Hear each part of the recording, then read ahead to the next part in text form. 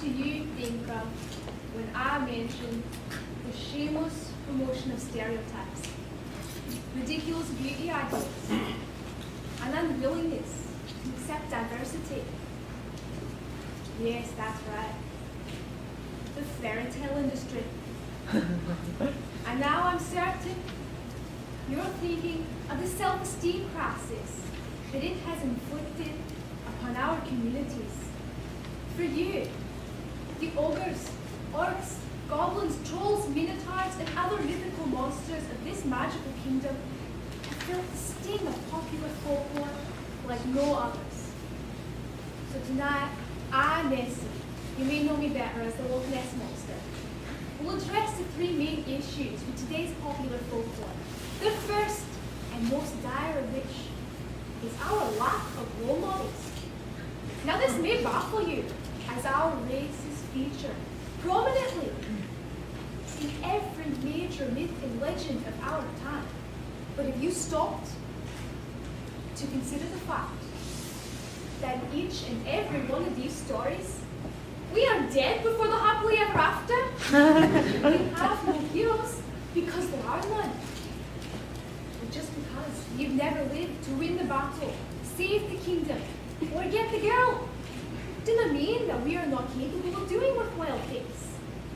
Take, for example, this one ogre who had the courage to open up his own bakery, specialising in baby cream puffs. Literally, babies.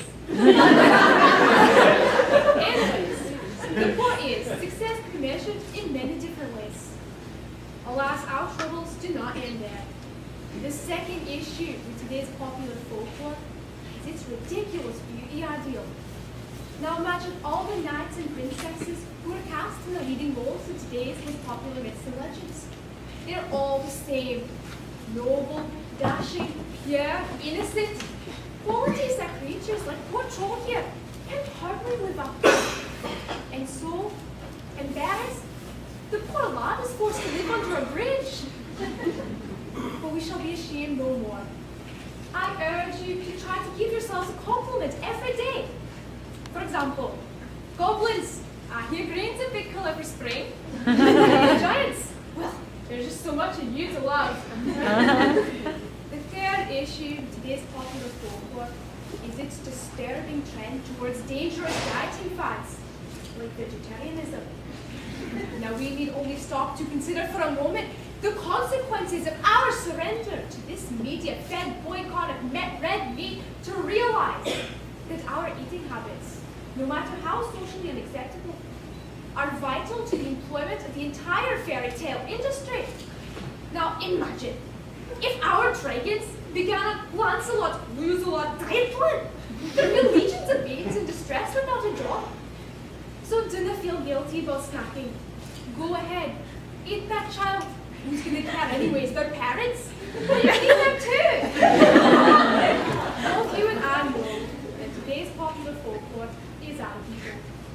But just because we do not have any heroes doesn't mean that we're not capable of doing worthwhile things.